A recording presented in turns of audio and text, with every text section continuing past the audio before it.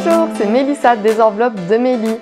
Alors, aujourd'hui, j'ai décidé de faire une vidéo pour reprendre avec vous depuis le début, tout simplement, comment on commence le système des enveloppes budgétaires, comment ça marche et comment établir correctement son budget pour que tout fonctionne pour le mieux. J'avais déjà fait une vidéo sur le sujet au tout début que j'avais commencé le système des enveloppes. Du coup, je me suis dit que maintenant, plus d'un an après, ce serait bien de revoir ça ensemble parce que j'ai peaufiné un petit peu les détails, etc. De comment améliorer ce système. J'avais fait plusieurs vidéos plic-ploc par-ci par-là. Je me suis dit que ce serait plus parlant d'avoir une vidéo qui regrouperait tout.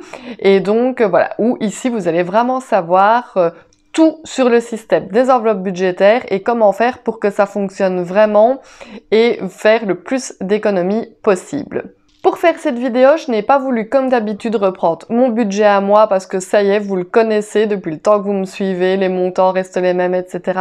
Et c'est des fois un petit peu embêtant de revoir tout le temps la même chose. Donc ici, j'ai pris le budget d'une abonnée qui m'a demandé de l'aider à établir son budget et donc on va faire ça ensemble. Je lui ai posé toute une série de questions pour que ce soit le plus complet possible, pour vraiment avoir toutes ces données, pour pouvoir vous faire la mise en situation la plus complète possible. Et vous allez voir que même si dans un premier temps ça semble assez compliqué comme ça de se lancer dans le système, il y a des gens qui comprennent pas vraiment l'utilité, comment faire, etc. Vous allez voir que rien n'est plus facile, surtout quand tout est détaillé comme ici. Alors, on va tout de suite commencer par voir un petit peu la situation familiale de Christelle. Donc, coucou Christelle, normalement tu devrais nous regarder. Alors, Christelle a 35 ans, elle est employée administrative et a un salaire de plus ou moins 1600 €. J'ai arrondi ici un petit peu tous les montants à l'intérieur pour ne pas s'amuser avec des 1, des 2, 0,50 cents, etc. J'ai arrondi les montants, mais ça reste la réalité à quelques centimes près. Alors, son compagnon, Julien, a 42 ans, il est ouvrier de production et a un salaire de plus ou moins 2200 €. Ils ont un petit garçon, Esteban, qui a 5 ans. Ils ont un crédit personnel assez élevé et un découvert qu'ils aimeraient absolument reboucher.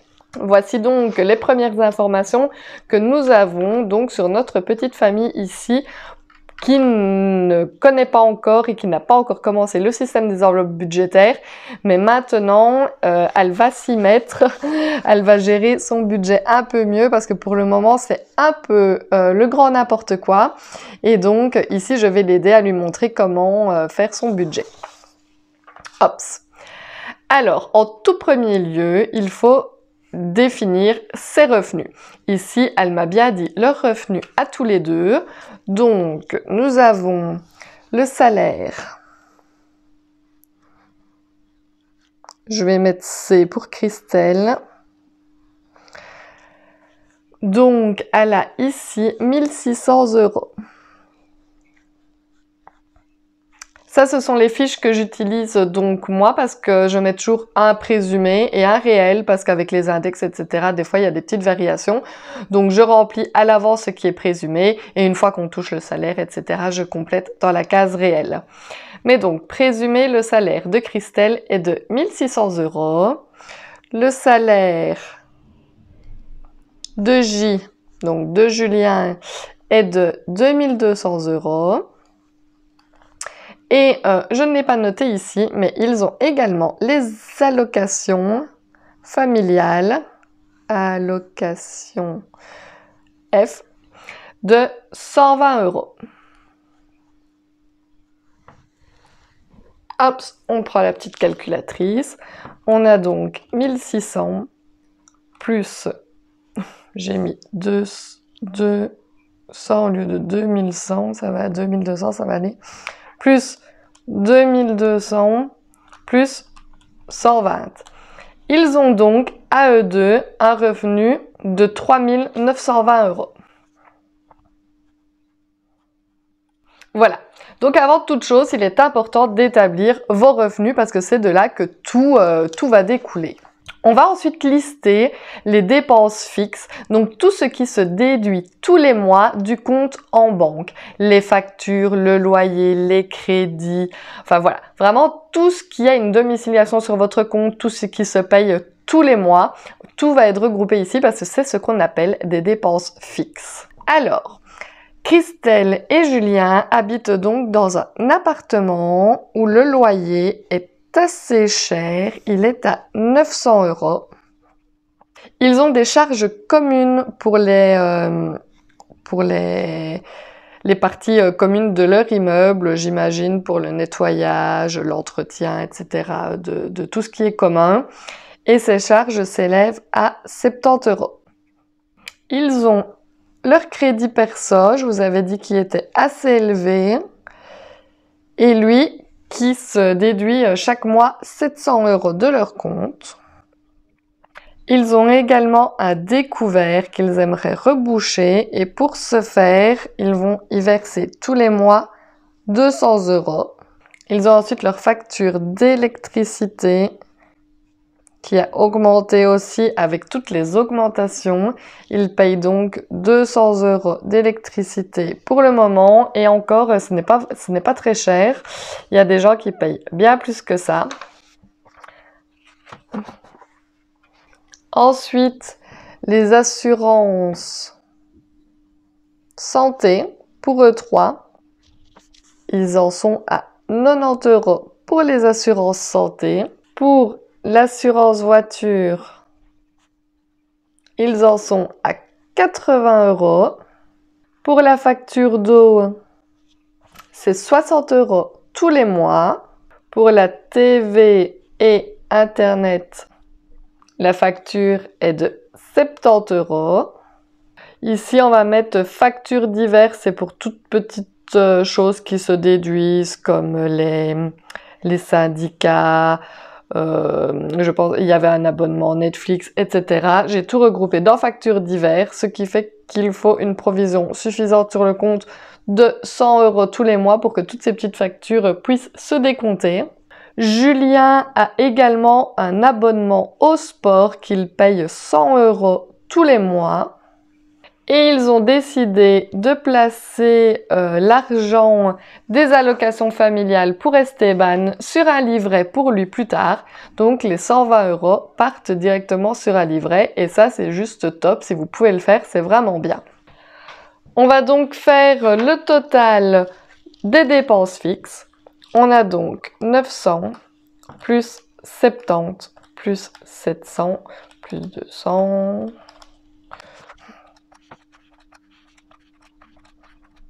Ce qui fait un total de 2690 € pour les dépenses fixes. Ici, on va donc faire un calcul très simple. On va faire le total des revenus. Donc 3920 moins le total des dépenses fixes, donc qui se font tous les mois qu'on n'a pas le choix. Hop, donc 3920 moins 2690, ce qui fait qu'il reste 1230 €. 1230 €, ce qu'on appelle le reste à vivre, et donc ce qui sera utilisé pour placer dans les enveloppes budgétaires. Donc, notre petite Christelle, ici, peut se dire que chaque début de mois, elle peut retirer de son compte en banque 1230 € qui serviront à remplir ces petites enveloppes. Tout ceci doit bien entendu rester sur le compte et c'est pour ça qu'on ne retire que ce qu'il reste après avoir déduit les dépenses fixes des revenus. Ce qu'il reste ici, hop, on retire pour placer dans les enveloppes. 1230. Alors ici, j'ai déjà pré-rempli pour que ce soit plus simple. Donc on a 1230 € à répartir dans les enveloppes variables du quotidien. Donc ici, c'est vraiment les enveloppes qui vont servir tout au long du mois pour les courses, la santé, les restos, etc. On va voir ça ensemble. On a prévu une enveloppe course à 400 €, donc pour la famille. Je pense que c'est largement assez. Rappelez-vous, moi, avec mon compagnon et Lexi, donc on a plus ou moins donc le même schéma familial, parce qu'il y a moi, mon compagnon, et nous, à la place d'un petit garçon, on a une petite fille de 4 ans, donc ça reste plus ou moins pareil, et nous arrivons à nous en sortir avec 300 € par mois. Ici, ce sera 400 €. Ils vont devoir faire un petit peu des sacrifices ou en tout cas revoir un petit peu mieux leur régime alimentaire parce que ici ils ne se privaient pas vraiment, il y avait beaucoup de gaspillage. Donc voilà, ici tout va être revu pour que les courses soient optimisées, qu'elles fassent des recettes, des menus établis à l'avance pour la semaine. Et du coup, elles devraient s'en sortir avec 400 € de courses par mois. Ensuite, ils ont une enveloppe pour l'essence de 150 €.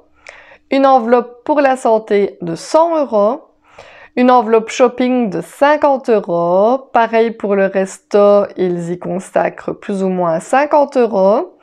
Dans l'enveloppe d'hiver, on va mettre 30 €. Je rappelle que l'enveloppe d'hiver sert soit à payer quelque chose qui n'a pas été prévu. Je prends mon exemple, par exemple, j'oublie toujours qu'il y a les photos de classe à payer. Chaque année, c'est pareil. Donc du coup, je vais souvent piocher dans mon enveloppe d'hiver quand c'est le moment de payer les photos de classe. Voilà. Ou alors, cette enveloppe peut servir également à compléter une autre enveloppe s'il n'y a pas assez. Si ce mois-ci, par exemple, on veut consacrer l'enveloppe d'hiver au shopping, ça veut dire qu'on aura donc 80 € dans le shopping. Et chacun leur petite enveloppe, donc Julien, Esteban et Christelle auront chacun 50 € dans leur enveloppe personnelle. Ce qui fait 930 € au total. Tout ça réuni, on va le refaire pour être sûr que je ne me suis pas trompée. 400 plus 150 plus 100. 930 €. Et donc, 1230 moins 930.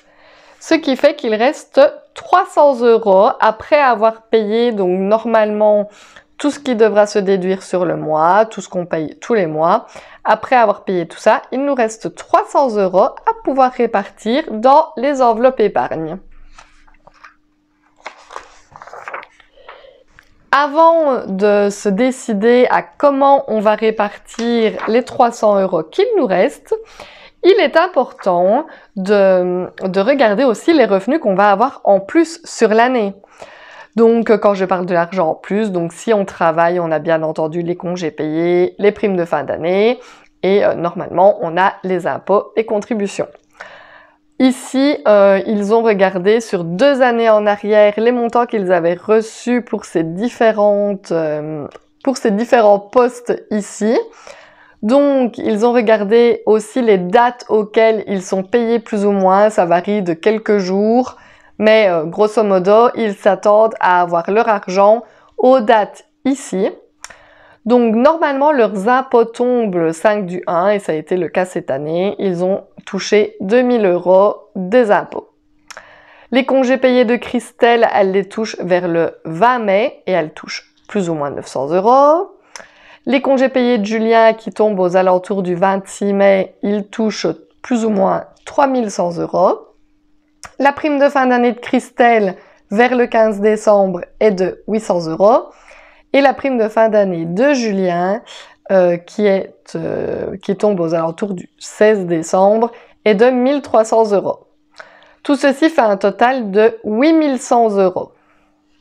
C'est quand même de l'argent qui doit servir aussi à remplir les enveloppes épargne, donc il ne faut pas l'oublier. Donc ici, nous avons donc nos 300 € par mois que nous allons pouvoir rajouter dans nos enveloppes épargne, mais on doit aussi prendre en considération qu'il y aura de ces revenus en plus qui pourront être utilisés dans les épargnes. On arrive donc ici à la liste des enveloppes épargne que Christelle souhaiterait mettre en place pour son ménage. Elle a donc choisi les catégories fêtes qui regroupent tout, un petit peu comme moi.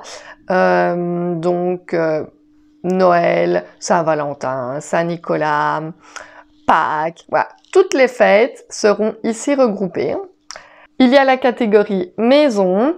Ils souhaiteraient, dans les années à venir, pouvoir investir pour s'acheter leur propre maison. Ils commencent petits, ils souhaiteraient au minimum pouvoir placer 500 € dans cette enveloppe sur l'année et essayer de la faire grossir progressivement. de l'argent pour leur voiture, plus ou moins 600 € pour tout ce qui est entretien, nouveaux pneus, etc. Ils aimeraient avoir un budget sur l'année de 600 € dans leur enveloppe. Pour les anniversaires, il leur faut compter plus ou moins 1000 € pour les anniversaires des membres de leur famille. C'est quand même un gros budget, mais voilà, il leur faut ce budget-là. Ils ont un projet dont ils n'ont pas voulu me parler, mais ils aimeraient pouvoir y mettre 1000 € dans cette enveloppe. Le fonds de secours, ils aimeraient pouvoir l'amener à 500 €. Ils souhaiteraient partir en vacances également et il leur faudrait 2000 €. Ils se chauffent également au mazout et ils doivent mettre 1500 € pour pouvoir remplir la citerne. Ils souhaiteraient mettre de l'argent également de côté pour la rentrée scolaire de Esteban, sans oublier qu'il faut aussi mettre de l'argent de côté pour les congés donc de Julien, parce que quand on est ouvrier, on gagne peut-être plus de congés payés, comme vous avez pu le voir ici. Il touche 3100 € de congés payés, mais il n'aura pas son salaire pendant les semaines où il va prendre congé. Donc il faut anticiper. Chose que trop peu de gens font et chose que Christelle et Julien ne faisaient pas avant. Et c'est pour ça qu'ils ont été embêtés, qu'ils ont été amenés à être à découvert, à faire de gros crédits personnels, etc. Donc il faut anticiper ces congés. Et donc, vu qu'il a plus ou moins 4 semaines de congé, ce qui équivaut au salaire d'un mois, il faut mettre minimum 2000 € de côté dans cette enveloppe pour quand Julien prendra ses vacances. Ensuite, avant de passer à cette colonne-ci, on va voir comment on va pouvoir justement placer les 8100 € qu'on a ici tout au long de l'année dans ces enveloppes pour pouvoir alléger les sommes qu'on devrait y placer chaque mois.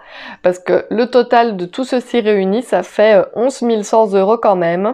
Si on devait 11 100 divisé par 12, il faudrait qu'on arrive à y placer chaque mois 925 €. Comment vous dire que ce n'est juste pas possible. Donc heureusement qu'on a justement cet argent ici qui va pouvoir nous servir à remplir intégralement ou au moins une partie de certaines enveloppes pour pouvoir alléger chaque mois ce qu'on doit y placer. Alors, j'ai regardé un petit peu comment on pourrait faire en fonction des dates auxquelles tombent les fêtes, quelles dates tombent les primes, pour que l'argent soit dans les enveloppes qu'il faut au bon moment. On a donc décidé de mettre 500 € des impôts directement dans l'enveloppe des fêtes. Dans l'enveloppe voiture, il y aura ce qui vient de prime de fin d'année. Il y aura les 600 € qui seront directement mises de la prime de fin d'année. Des primes de fin d'année, on mettra directement également 500 € dans l'enveloppe anniversaire. 500 € également directement dans l'enveloppe projet. Des primes de fin d'année également, directement les 500 € dans le fonds de secours, comme ça elle sera tout de suite remplie. Des congés payés, on va placer donc 2000 € directement dans l'enveloppe vacances, comme ça ils ne sont pas embêtés, dès qu'ils toucheront leurs congés payés, ça servira pour leurs vacances. On va mettre l'argent des impôts, 1500 € dans le mazout. Rien de la rentrée scolaire et toujours des congés payés, on va placer les 2000 € dans l'enveloppe des congés de Julien. Donc vous voyez que tout ceci additionné, on arrive bien aux 8100 € que nous avions ici. Ce qui fait que ces enveloppes-ci seront remplies directement grâce à nos revenus supplémentaires de l'année. Et il reste, cela dit, donc des mois où il faudra rajouter de l'argent. Donc vu que des impôts nous auront déjà mis 500 €, il restera 1000 €. Donc divisé en 12 pour les 12 mois de l'année, ça fait 83 etc. J'ai arrondi. Donc chaque mois, dans l'enveloppe des fêtes, il va falloir rajouter 85 € si Christelle veut arriver à son budget de 1500 €. Pour la maison, les 500 € divisé par 12, ça fait 41. Là, j'arrondis un petit peu vers le bas. Il faudra placer 40 € dans l'enveloppe maison.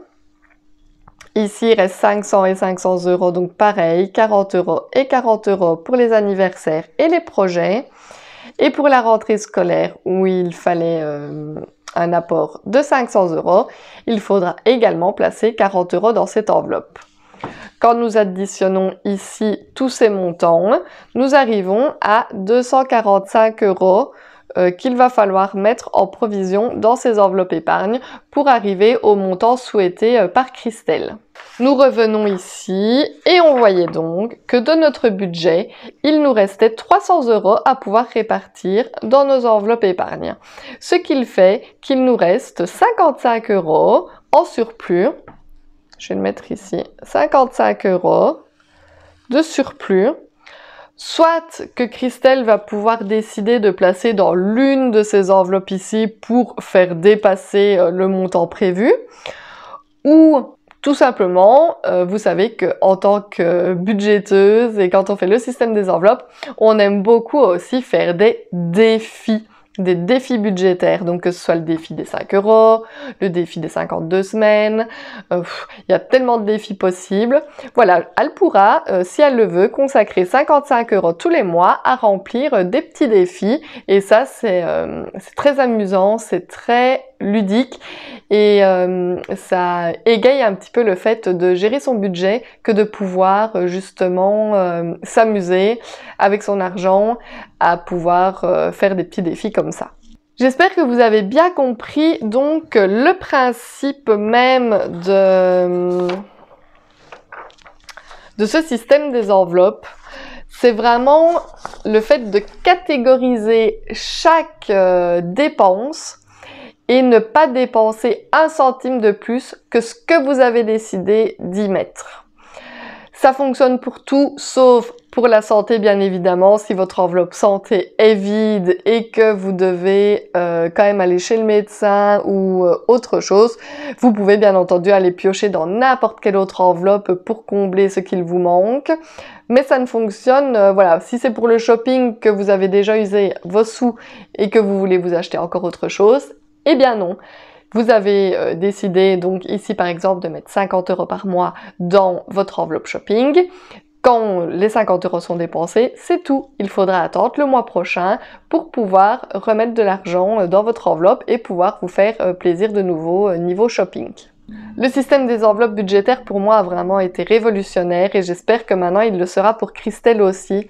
Moi j'arrive vraiment à mieux gérer mon argent depuis que je fais ce système. C'est même un réel plaisir tous les mois de toucher mon salaire pour pouvoir le dispatcher dans mes différentes enveloppes, voir mes petites enveloppes épargne grossir, etc. C'est juste trop satisfaisant, ça fait du bien au moral. Ça décharge un poids sur notre conscience que de devoir tout le temps se demander si on aura assez d'argent pour payer telle ou telle facture, ou si l'anniversaire de votre maman ou de votre neveu arrive, vous dire que vous n'avez pas l'argent prévu pour. Ici, rien de tout ça n'existe plus parce que tout est budgétisé à la perfection. Donc, pour un rapide petit débrief, on calcule ses revenus, ensuite on liste les dépenses fixes, on en fait le total. On note ici donc le total des revenus moins le total des dépenses fixes et on obtient ce que l'on appelle le reste à vivre pour le mois.